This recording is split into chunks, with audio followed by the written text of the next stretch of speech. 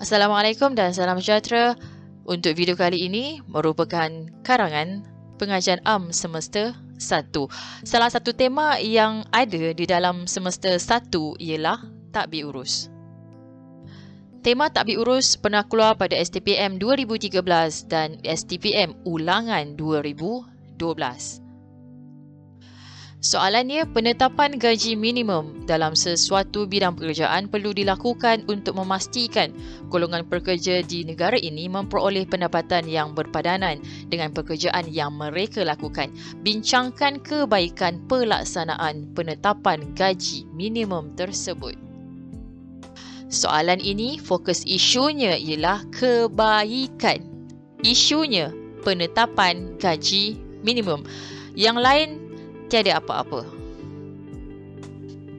Bila fokus isunya ada satu, maka kombinasi jawapan 5 tambah 0. Antara idea yang boleh ditulis oleh pelajar, yang pertama, menikmati pendapatan yang lebih berbaloi, meningkatkan produktiviti pekerja, mengatasi masalah kekurangan guna tenaga, membaiki layanan kepada golongan berpendapatan rendah dan membaiki hubungan baik antara majikan dan pekerja.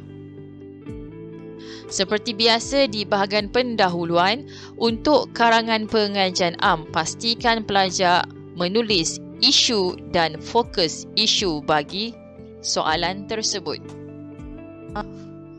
Contoh pendahuluan ini saya menggunakan persoalan di akhir ayatnya. Jadi, apakah kebaikan penetapan gaji minimum kepada golongan pekerja ini? Untuk idea yang pertama, kebaikan pelaksanaan penetapan gaji minimum yang pertama ialah menikmati pendapatan yang lebih berbaloi. Pastikan ayat yang pertama bagi perenggan yang kedua ini ada isunya iaitu pelaksanaan penetapan gaji minimum. Dan fokus isunya yang warna merah ini iaitu kebaikan dan ada idea. Lengkap ayat yang pertama ini, barulah dia akan membawa kepada keseluruhan karangan tersebut. Huraian dia, gaji minimum yang agak tinggi dapat memberi peluang kepada pekerja untuk menikmati pendapatan yang lebih berbaloi serta memberi sedikit kelegaan kepada golongan ini untuk menampung kos hidup yang semakin membebankan.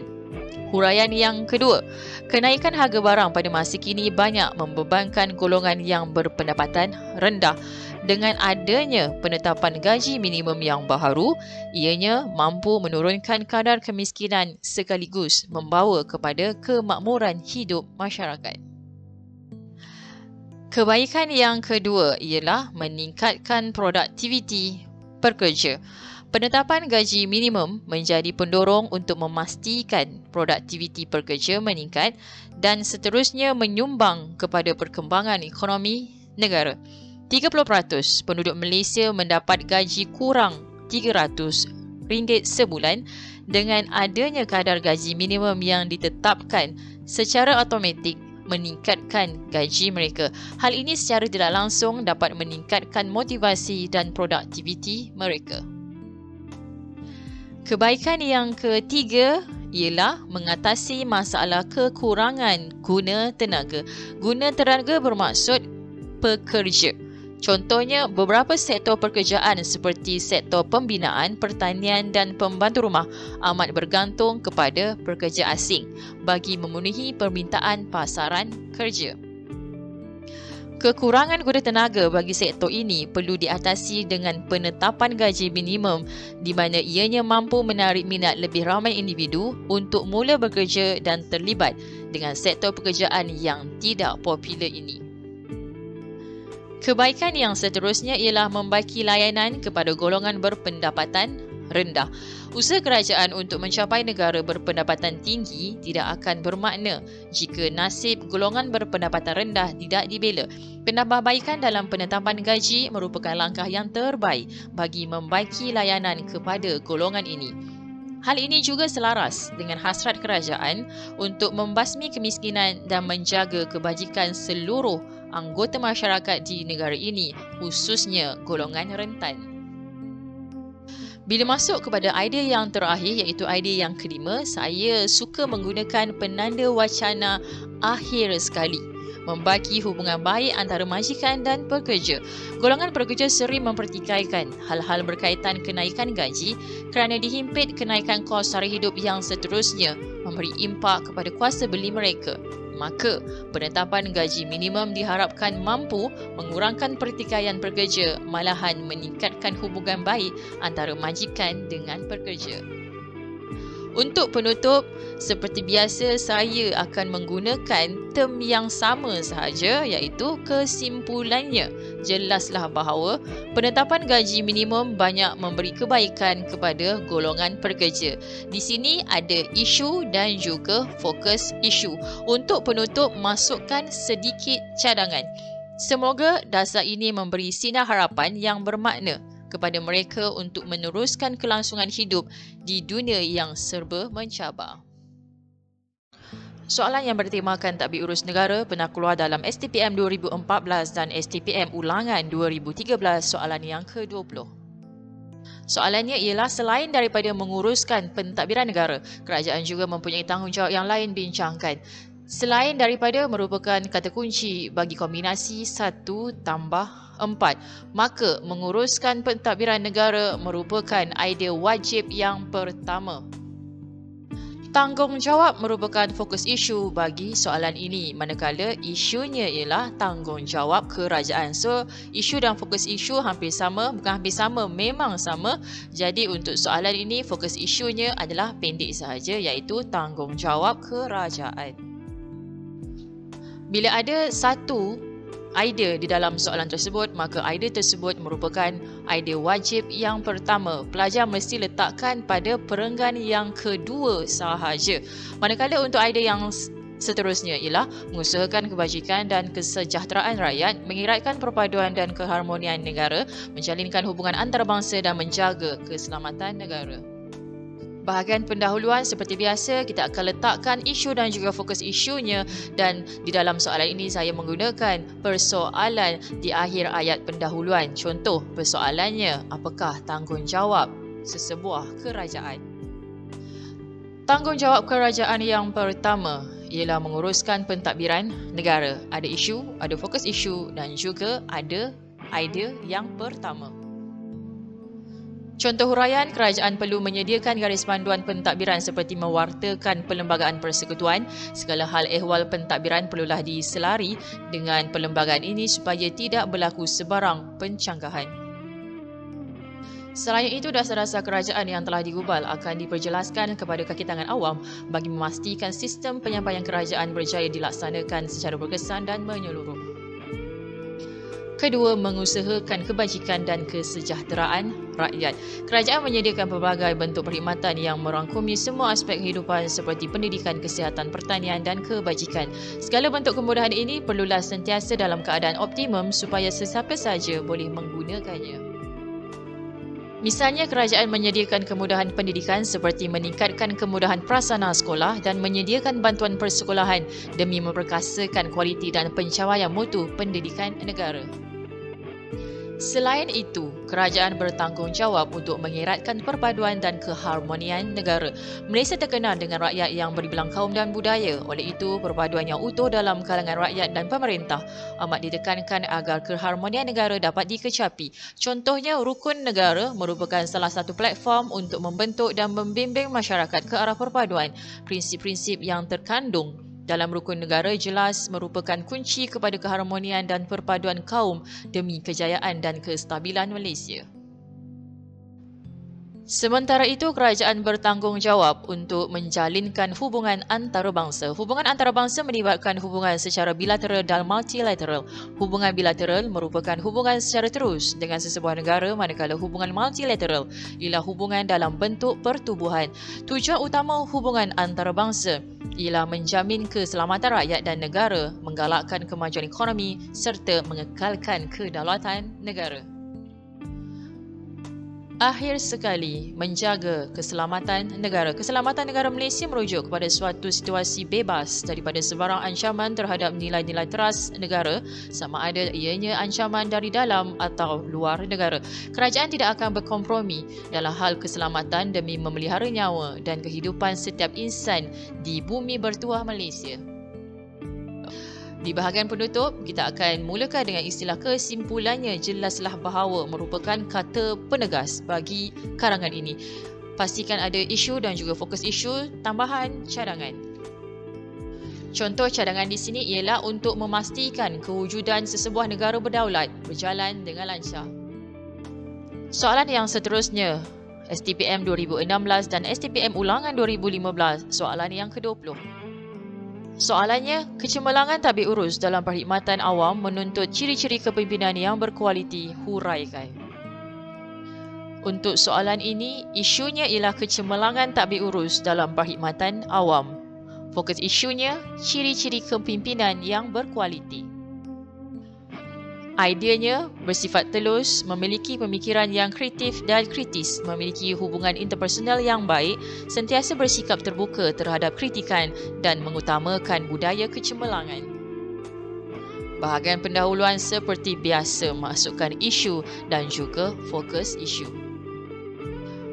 Penulisan idea yang pertama, perengan yang kedua. Ciri-ciri kepimpinan yang berkualiti dalam usaha memastikan kecemerlangan tabik urus perkhidmatan awam ialah bersifat telus. Seorang pemimpin yang bersifat telus mestilah bebas dari sikap mementingkan diri dan mementingkan pihak tertentu. Sebagai contoh, usaha KKM semasa memberikan info-info terkini berkaitan pandemik COVID-19 dari semasa ke semasa menunjukkan ketelusan kementerian ini dalam usaha memerangi dan mengawal pandemik ini daripada terus menular dalam kalangan masyarakat.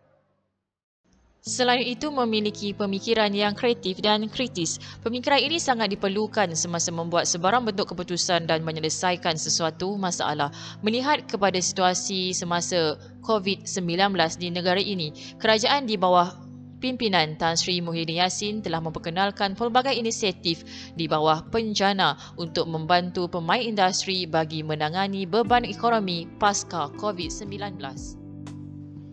Ciri kepimpinan yang ketiga ialah memiliki hubungan interpersonal yang baik. Interpersonal merupakan kemampuan seseorang untuk berinteraksi dengan orang lain secara efektif, seperti menjadi pendengar yang baik dan menyampaikan pendapat secara jelas. Contohnya, antara tumpuan yang diberikan oleh bekas Perdana Menteri Malaysia ke-8, Tan Sri Muhyiddin Yassin, ialah berfokuskan kepada rakyat. Beliau pernah mengadakan lawatan ke beberapa rumah penduduk PPR Desa Rejang Setapak untuk mendengar luahan dan keluhan hati rakyat.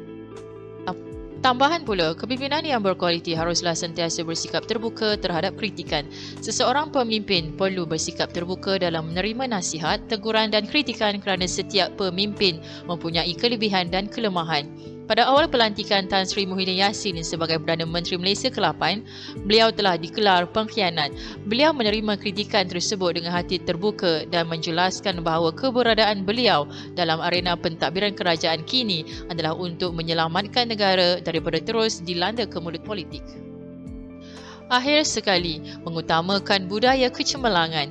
Pemimpin yang sentiasa mengutamakan budaya kecemerlangan akan menunjukkan komitmen untuk mencapai sesebuah kejayaan. Tambahan pula, pemimpin sebegini akan sentiasa menghargai prestasi kerja para pekerja yang berada di bawah kepimpinan beliau. Ketua Pengarah Kesihatan Tan Sri Dr. Nur Hisham Abdullah sentiasa memperkenalkan pasukan kerjanya pada setiap sidang media KKM. Malah beliau sentiasa berterima kasih kepada petugas Barisan Hadapan dalam memerangi pandemik COVID-19. Di bahagian penutup, mesti ada fokus isu dan juga isunya dan sedikit cadangan. Cadangan saya di sini ialah amatlah dituntut bagi memastikan tadbir urus dalam perkhidmatan awam terus cemerlang dan berdaya saing. Seterusnya, soalan tadbir urus STPM 2017 dan STPM Ulangan 2016, soalan 20. Tadbir urus baik memerlukan kecekapan pegawai awam. Oleh itu, pelbagai usaha perlu dilakukan bagi meningkatkan kualiti pegawai perkhidmatan awam, huraikan. Fokus isunya ialah usaha isunya meningkatkan kualiti pegawai perkhidmatan awam. 1. Fokus isu bermaksud kombinasi 5+0.